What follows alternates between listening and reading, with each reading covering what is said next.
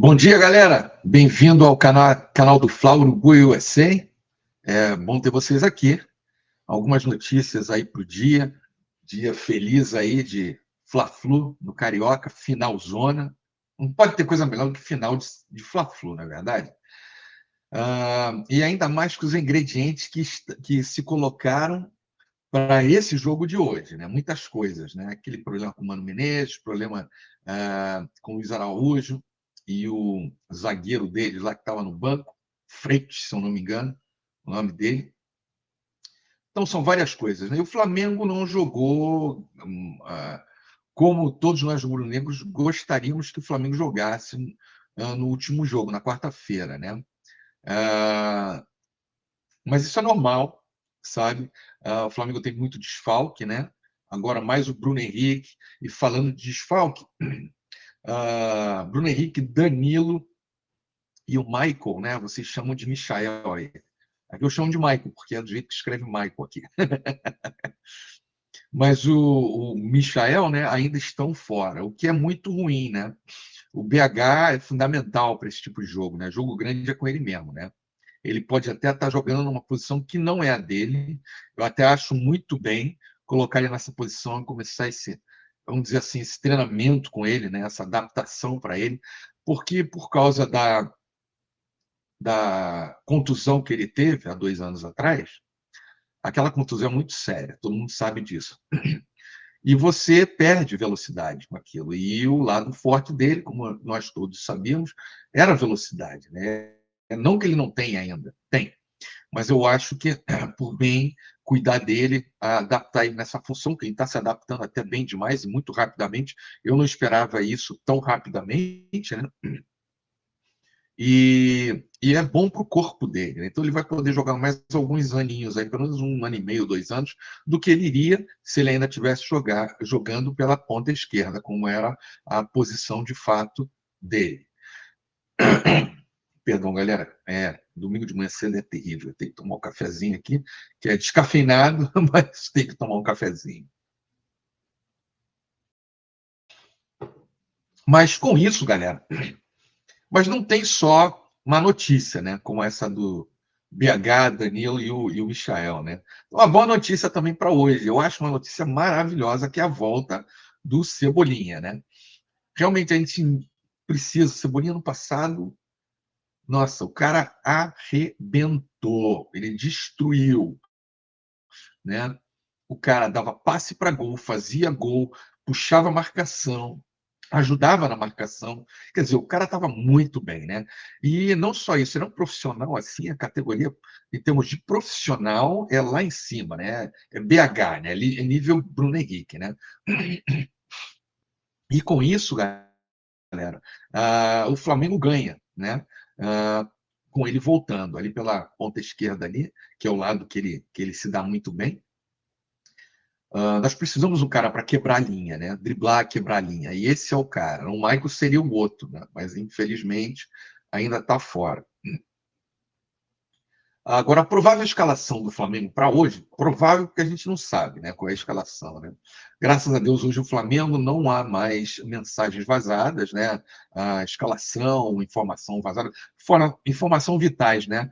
Que realmente podem criar problema para o jogo se são vazadas. Como era antigamente, na época do Landim, nas outras épocas, não é só o Landim, outras épocas. Agora, o José Boto fazendo um trabalho assim que, para mim, olha, trabalho, como se dizem aí no Brasil, né? Trabalho top, né? Bem por cima, né? Acima da média de outros clubes, não só no Brasil, mas clubes da Europa também. Não são todos os clubes da Europa que tem uma pessoa que se responsabiliza por tudo, como o Flamengo tem. Isso é muito bom, né? Não é só o técnico. O técnico tem que fazer a parte dele. Não pode ser a direção geral do clube, como acontecia no caso do Tite, né? Ou até do Jorge Jesus, né? Você tem que ter um cara assim, né? Para deixar o técnico pensar só em futebol, né? Mas sempre falando isso, vamos ver aqui a provável escalação do Flamengo. Eu vou dar o crédito aqui de onde eu estou pegando essa informação, que é o, deixa eu ver aqui, que é o Globo, né? E deixa eu abrir aqui para vocês. E tá aqui, galera. na tela para vocês. Então, a provável escalação do Flamengo hoje será o Rossi no gol, Wesley, Léo Ortiz, Léo Pereira, Alexandro, eu acho muito bom. Alexandro já deve estar ainda melhor esse jogo, né? Ele é fundamental ali na lateral esquerda. O Pulgar, o De La Cruz, ótimo. De La Cruz ganhando tempo de jogo, melhorando ainda mais. Se Deus quiser, rapidinho vai chegar ao mesmo estado que ele chegou quando ele veio para o Flamengo, estava arrebentando também. Isso é muito importante. Arrascaeta, nosso meia, nosso 10, né? Que não está jogando bem, já tem algum tempo, e deu uma pioradinha até nesse último mês e meio, né? Mas ninguém sabe dizer o porquê, né? É como o Flamengo hoje é blindado de informações assim, né? Mas a realidade é que o Arrascaeta não está jogando futebol que nós sabemos que tem. Eu espero que isso não seja um problema físico dele, né? Eu espero que isso seja só aquilo que ele sempre foi, né? Realmente ele demora um pouco mais a se adaptar, né? Ou no caso dele voltar, né? Essa operação, esse procedimento, na verdade, que ele fez aí nas férias. O Gerson, né? Nosso Coringa, Luiz Araújo e Plata. Eu acho o Luiz Araújo maravilhoso, mas eu acho o Luiz Araújo já tem provado ser um jogador para o segundo tempo, entendeu? Mas vão dizer, pô, então tu não gosta do Luiz Araújo? Não, pelo contrário. Eu acho o Luiz Araújo, ele está entre os 4 melhores jogadores do Flamengo hoje em dia. E ele é muito decisivo, mas eu não vejo ele, o jogo dele com a mesma tonalidade de quando ele entra no segundo tempo. Toda vez que ele é titular, e eu espero que isso mude, né? Porque só o Flamengo ganha com isso, eu não vejo ele com com o mesmo poder de decisão que ele tem quando ele entra no segundo tempo. Quando o cara no segundo tempo, o cara destrói, né? Ele faz gol, dá passe, ajuda na marcação, vem até embaixo na defesa ajudar e não perde, né, o poder de explosão que ele tem, né? Porque é um cara explosivo, né? Quando ele parte para cima é difícil segurar. E é um cara que ele, com 2 toques, ele faz o gol. Ele puxa a bola, se ele está jogando na direita, ele puxa a bola para a esquerda, ele manda no canto, ele acha que 50% ele mete a bola, de 50% de chutes que ele faça, ele mete a bola na gaveta, só golaço. Ou quando ele está jogando na esquerda, ele também faz o mesmo, né? Com 2 toques ele consegue meter a bola dentro do gol. E o Plata, né? Eu não sei se o Felipe Luiz vai usar o Plata de novo como atacante físico. Primeiro que não é do Plata. Mas também não é do Bruno Henrique. Pois é, mas tem uma diferença, galera. O tempo de experiência do Bruno Henrique, e ele tem atalhos para poder, por causa da experiência, né, da idade dele, ele cria atalhos, ele conhece alguns atalhos para poder se aprimorar em outra posição. O Plata é muito novinho, 24 anos, né? E tem mais uma coisa: o Bruno Henrique joga em casa, está no país dele, o Plata não. Né? É muito contexto, né, para dizer o porquê eu acho que o Plata não deveria ser colocado nessa posição. Né? A posição, primeiro que ele já está jogando fora de posição em jogos normais, não é a dele. Né? A dele é jogar no lado ali do Luiz Araújo, né, no lado direito. Mas ele tem ajudado muito no meio. O Felipe Luiz tem amado, né, o que ele tem feito, né, dentro do contexto do jogo, do time, e a gente vê isso, né? O cara realmente ele se doa, né? Ele doa o futebol dele, né? Então eu acho, e eu sei que vai ter muita gente aí discordando de mim, que Juninho devia ser o cara começando esse jogo ali. Primeiro que é a do Juninho, a posição mais do Juninho. Mas o Juninho é meio parecido com o Gabriel, ele vem de fora da área, realmente. Mas ele também joga ali dentro da área, né? Talvez não de costas, né? Como Pedro, por exemplo, joga e sabe jogar, né? Mas é a posição dele, né? E o Juninho, ele é goleador nato, né? Quem viu os jogos dele por outros times que ele passou, né? Sabe, eu não vi jogos, mas eu vi lances, né? E ele é bom. O cara, ele pressiona a saída de bola, ele parte para cima, ele tem velocidade, talvez não é uma velocidade como o Ronaldo Fenômeno tinha, nem aos pés disso, né? Mas ele tem uma boa velocidade, E ele é o tipo do matador que, com 2 toques, ele faz o gol. Ele tem bom chute de longa distância, de média distância, né? O que ele precisa, galera, é adaptação ao futebol brasileiro. Não é à toa que o Felipe Luiz aceitou esse jogador, nem que José Boto, que tem muita experiência lá fora, trouxe o jogador. Nenhum profissional do Flamengo hoje traz jogadores para dar errado. E para ter certeza que eles não vão dar errado, os caras fazem research, né? Que é pesquisa aí, como vocês falam, né? Então faz uma pesquisa para saber se realmente o cara, as condições, a percentagem do jogador dar certo ou não, o lado dar certo tem que estar muito mais alto. E, obviamente, isso foi feito com o Juninho. O nosso lado, galera, é apoiar, entendeu? A gente tem que apoiar, entendeu? Teve muito jogador. Everton Ribeiro foi um, que quando começou, o cara não acertava, entendeu? E não só foi Everton Ribeiro. Pulgar foi outro, né? Então, nós, como a torcida, né, principalmente a torcida que vai ao Maracanã, ah, tem que apoiar, tem que chamar o nome do cara. Porque quando você faz. Eu joguei futebol, né? Eu não joguei profissional, mas a maioria aqui que assiste futebol, ainda mais sendo brasileiro, você já jogou futebol, né? Você conhece algumas coisinhas de futebol. Não do lado profissional. Mas tem coisas que são iguais. Por exemplo, quando tem uma torcida lá de fora falando teu nome, pô, isso te dá mais. Te enche o peito, te dá mais vontade, né? Então, é importante que nós, como torcida, nós façamos isso durante os jogos, né? Ainda mais para jogadores que estão um pouquinho abaixo, que é o caso do Juninho, né? Está um pouco abaixo do que nós precisamos. Então, falar o nome dele, mostrar para ele que a galera está apoiando, porque tira um pouco do peso psicológico do cara, entendeu? Então, é importante isso. Então, com essa escalação aí, eu espero realmente, na minha opinião, né? Humilde opinião, eu espero realmente que seja o Juninho entrando, né? Ah, ok, falando um pouquinho também agora da nota oficial do Fluminense sobre a arbitragem, sempre tem esse papo furado, né? Quando é Fluminense, é Palmeiras. Quando é Palmeiras, é Corinthians. Quando é Corinthians, é Vasco, né? Quando é Vasco, é Botafogo. Esse papo furado, e vamos se aprofundar um pouquinho sobre isso, esse papo furado uh, dessas coisas que falam que a arbitragem sempre favorece o Flamengo. Deixa eu dizer uma coisa para vocês, principalmente para vocês que não são torcedores do Flamengo. Eu assisto todos os jogos do Flamengo. Eu sou flamenguista desde pequenininho. E falando agora só dos últimos quatro, vamos falar dos últimos 4 anos. O Flamengo, todo jogo, é desfavorecido várias vezes pela arbitragem. E quando eu falo várias vezes, não são coisas pequenas, você deixa para lá. São coisas grandes. É pênalti não dado, entendeu? Para o Flamengo. São faltas que não são dadas. São cartões vermelhos para o outro time. Porque enquanto o Flamengo, os times são faltosos. Eles vêm para fazer mais falta. Porque eles só conseguem parar os caras assim. Eles não têm o rigor que ele tem, por exemplo, com o Palmeiras. Né? Palmeiras é incrível, como é favorecido. E para apoiar o que eu estou falando, vamos falar de número, tá bom?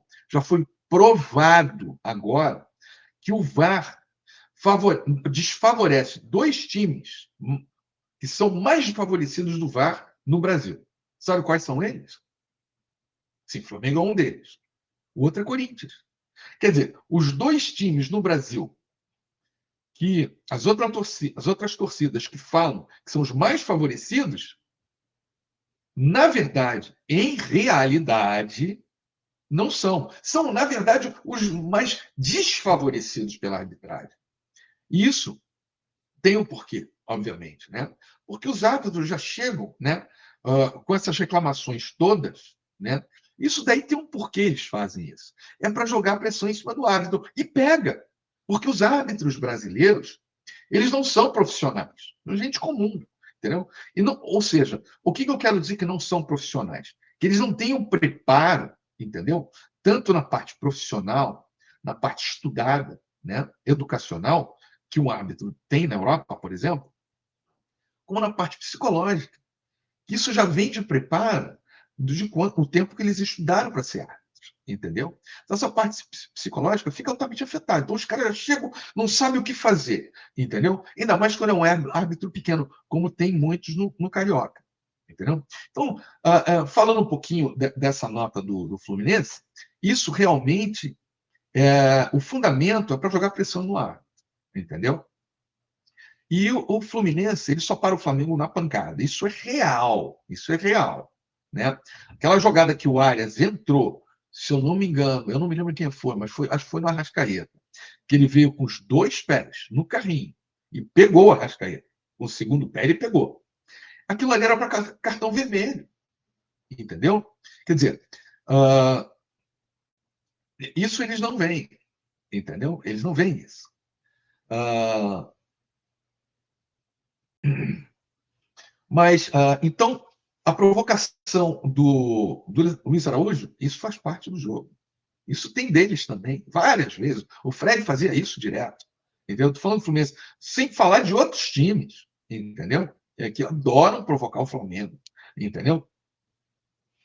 Mas, com isso, o Mano Menezes mentiu, entendeu? Ele não fala o que ele falou para o Luiz Araújo, mas o Luiz Araújo falou, né? Então houve provocação dos dois lados, normal, coisa de jogo, mas no final ele disse: quem começou a provocação não aconteceu nada. Sim, Mano Menezes, porque provocação não é passível de cartão amarelo ou de vermelho. Faz parte do jogo. Você a provoca. Entendeu? Você sempre foi assim. Entendeu? Falando do Felipe Luiz, a provocação que você mandou para o Felipe Luiz a uma entrevista, umas 2 entrevistas atrás, antes do primeiro jogo da final, dizendo que o Felipe Luiz não tinha ganhado de você, entendeu? Era o único que ele não conseguiu ganhar. Isso é uma provocação. Faz parte do jogo? Claro. Não tem menina aqui, todo mundo aqui é homem, cara. Ainda mais do lado do Flamengo. Só tem homens, entendeu? É tudo bem. Isso só alimenta mais e dá um pouquinho mais de picante pro jogo, ótimo. Entendeu? Isso é muito bom. A galera aqui de fora, quem paga pelo espetáculo, nós queremos isso. O teu problema é fazer, para nós que estamos pagando, o torcedor, Flamengo, Fluminense, Vasco, Palmeiras, Corinthians, um jogo maravilhoso. Isso você não faz, né? Você nunca fez. Entendeu? A seleção brasileira, você foi horrível, horrível. Os times que você passa são altamente defensivos, entendeu? A torcida que defende esses times, de que alguma vez você foi técnico, tem que se contentar com esse joguinho pífio que você impõe a seus times. Jogo pífio. O que a galera quer e paga para ter, quando você vai ao estádio, quando você paga um cabo para ver os jogos, é ver espetáculo. É ver o que o Jorge Jesus fez. É ver o que o Felipe Luiz está fazendo. Entendeu? É isso que nós queremos. Futebol é isso, cara. Entendeu? Futebol é isso. Mas é isso. Então, né, vamos ficar por aí, nessa parte aí dessa pressão que o Mano Menezes e o Fluminense está fazendo, né, sobre esse hábito do jogo hoje. E outra coisa, galera, agora falando um pouquinho do José Boto, né, ele deu uma entrevista para um canal português e foi bem interessante. Se vocês quiserem aí, dá uma olhadinha na Carol Flá, ela colocou isso no ar. E teve coisas interessantes que ele falou, né, do choque de cultura, né, coisas que ele não sabia. Por exemplo, ele falou sobre a mídia brasileira, que são muito diretos nas perguntas, né? Eles não fazem perguntas sutis para tentar conseguir informação. Eles perguntam direto: escuta, o que você vai trazer esse ano? Então ele achou isso, né, diferente, né, do que ele está acostumado lá na Europa. Eu fui casado e eles são completamente diferentes da gente, a cultura, né? Eles são muito incisivos.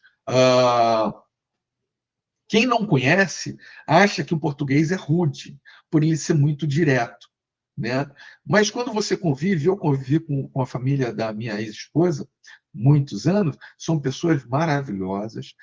A parte rude que nós, brasileiros, quando não conhecemos e temos esse primeiro contato, né, com portugueses, a gente acha porque eles são muito diretos nas coisas e são de muito poucas palavras. Eles não ficam remoendo, né? Na nossa cultura, a gente tem um lado mais ah, ah, que é atentado a gente ser mais polido, né?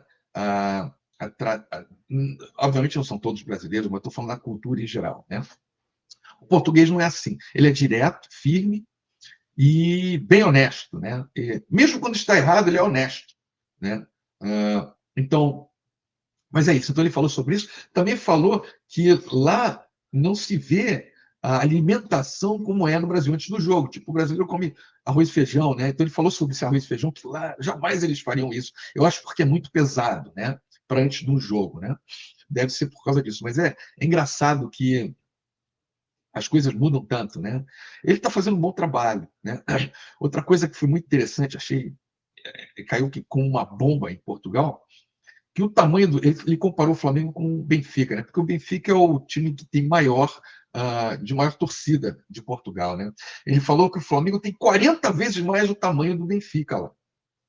Imagine isso, 40 vezes mais, né? Não foi 4 vezes, foi 40 vezes mais, né? Então, todas essas coisas aí foram muito interessantes. Quem não viu essa entrevista, dá uma procuradinha no YouTube e para ver, foi muito legal, sabe? Uh, Outra coisa que eu queria falar um pouquinho também, galera, eu tenho visto a imprensa, principalmente a imprensa paulista, né, falar da parte financeira do Flamengo. O Flamengo está mal financeiramente, não está conseguindo contratar esse ano, papapá. É mentira. Isso é mentira.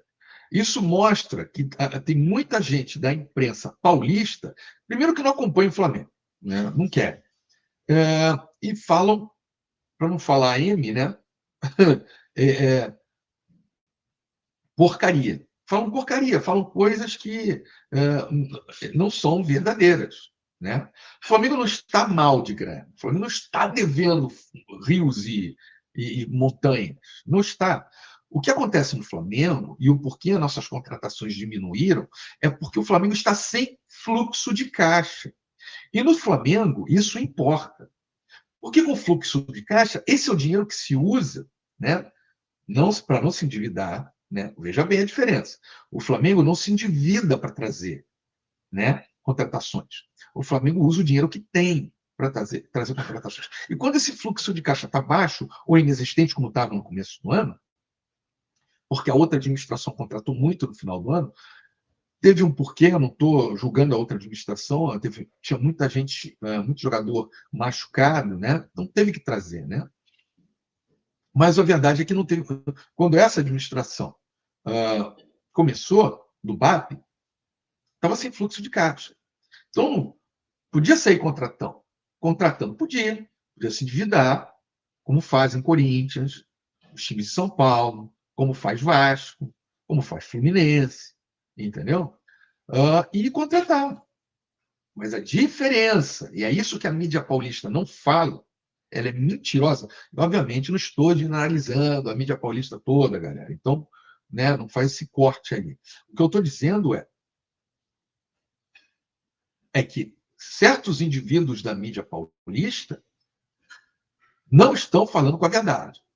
De repente, até nem sabem da verdade, mas isso é problema deles, são profissionais. Tem que buscar informação e não passar uma informação mentirosa.